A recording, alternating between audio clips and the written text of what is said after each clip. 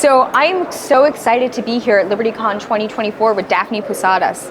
She has a remarkable bio, and I would love to hear more about her. You were one of the youngest individuals ever to be invited to speak at Mont Pelerin Society. What was that experience like, and what led up to that moment? It was truly an amazing experience. I studied at Universidad Francisco Marroquín, and we talk about Mont Pelerin Society all the time. And when I got an invitation from Gabriel Calzada, who was the president of UFM at the time, I was absolutely excited.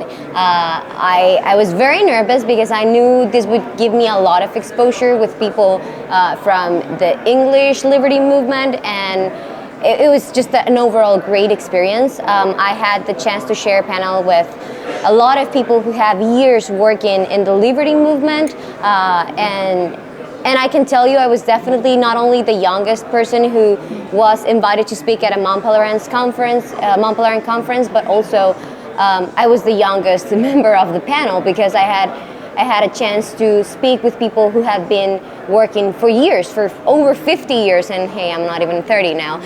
But it was an overall very enriching experience. I was definitely very nervous, but I'm just glad I did it because it was a chance for me to share my experience and how getting my freedom philosophy from UFM, the first libertarian university in the entire history of the world, how that shaped my professional take. I think that was amazing. You mentioned that you work at FEE. Can you please elaborate on your experiences there and what it's like? Yeah, of course. So I actually work at FEE en Español, which is the Spanish branch of FEE. This year, actually, we're turning 5 years old with the organization, and FEE en Español just tries to put whatever FEE is doing in the United States out in the rest of the continent. So we work in over 12 countries in Latin America. We have impacted over 100,000 students with our programs, and we have over 300,000 subscribers on our social media, which, I mean, might feel like a lot or too little depending on where you are with your social media.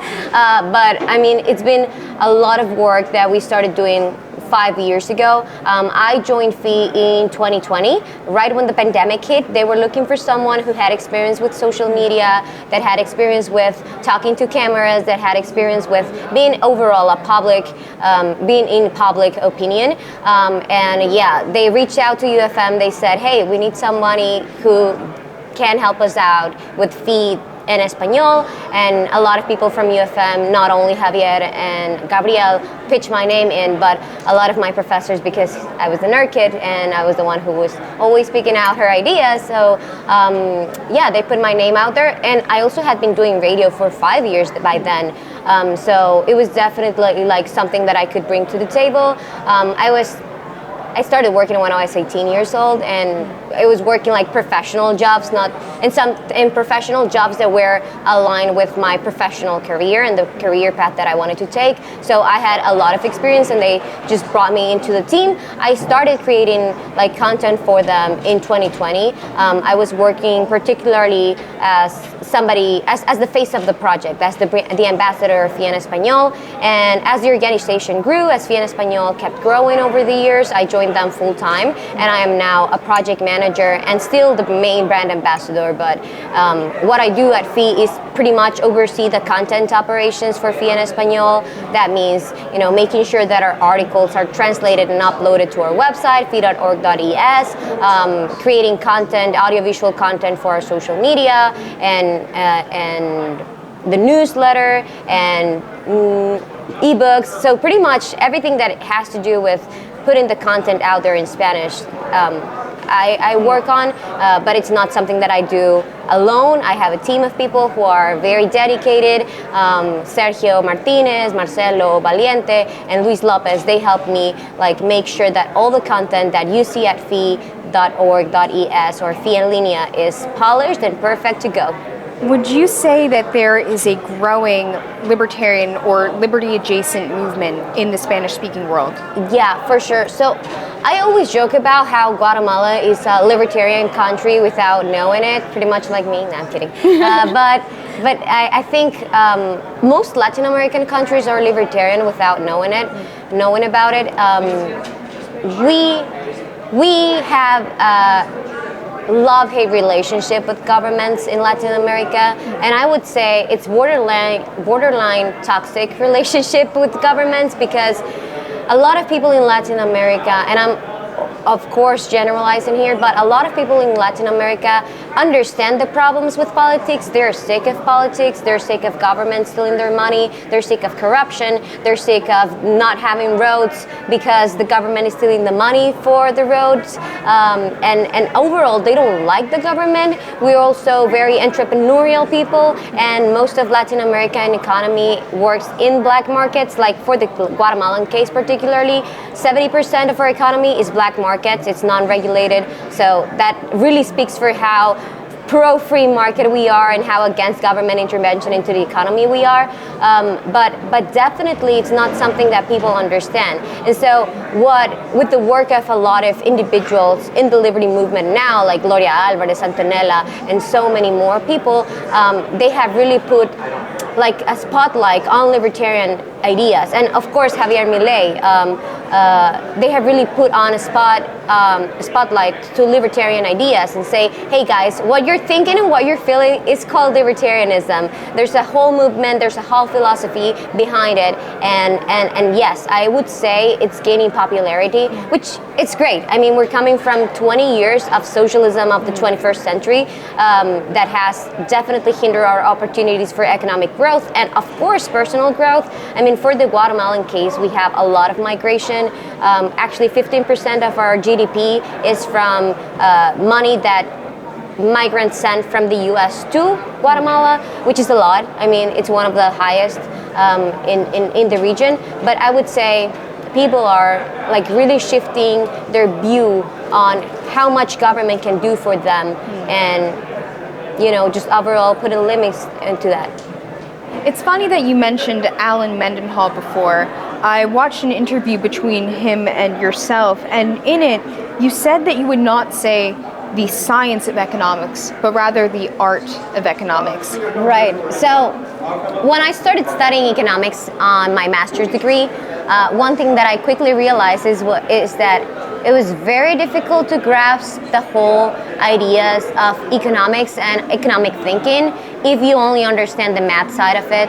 Like if you only do macro and microeconomics through the maths, you're not really gonna understand the way the economy works. So I would say there's more to that. It's not just science, it's not numbers, it's not just the math, it's not just the calculus. That, of course, it's important, but it's more of an art, because you have to understand that ultimately the economy is built upon individuals who are different, individuals who have their own personality, their own necessities, their own needs, and individuals who will shape that economic way of thinking and economic way of interacting. And so once you understand that, and I feel like Austrian economics does a great job to explain that, once you understand that, you really get the full understanding of economics. And so that's why I believe that a lot of people who understand economics through mainstream type of economics don't really get it, because they're only thinking of economics as a science.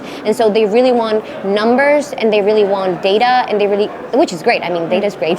It's very helpful to make decisions, but it's not just that. It's individuals, and you cannot plan for individuals who don't even know what to do with their own lives. And so that's why I say it's an art. In today's world, there are a lot of areas in which human freedom is threatened. What issue do you find most concerning, and why? So I would say for sure freedom of expression.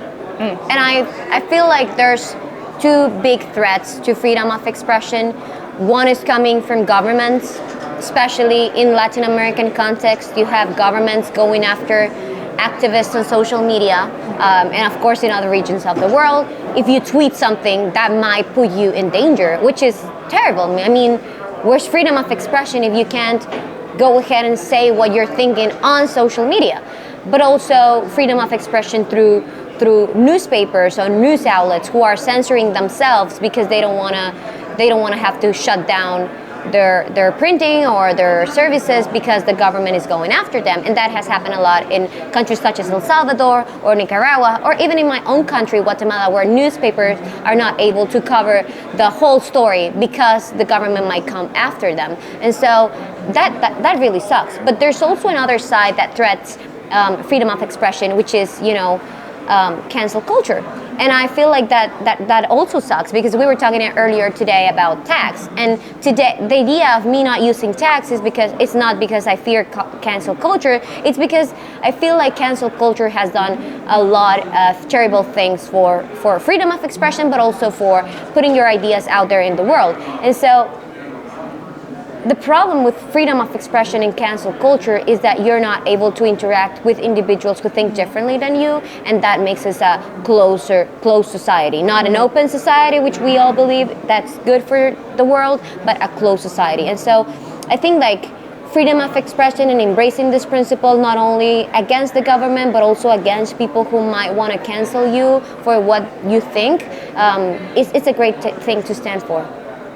What would you say in your life led you to sort of adopt these beliefs? So we were talking earlier off camera, and we were talking about how amazing it is that in the liberty movement, and again, this is probably true for other movements, it's just this is the one that I'm closer to, but it's amazing how in the liberty movement you have a lot of individuals who embrace their mortality by doing the best thing that they can do, which is take action on their lives and take responsibility on their lives. And when I was growing up, my parents are also libertarians, but they don't know about it. That's why I say I have no tags, because I know a lot of people who embrace libertarian principles without actually, being called a libertarian. But when I was growing up, my parents taught me that if I wanted something in life, I had to work for it, that I had to do my best, that I had to be responsible, that I had to act the way I wanted my life to be.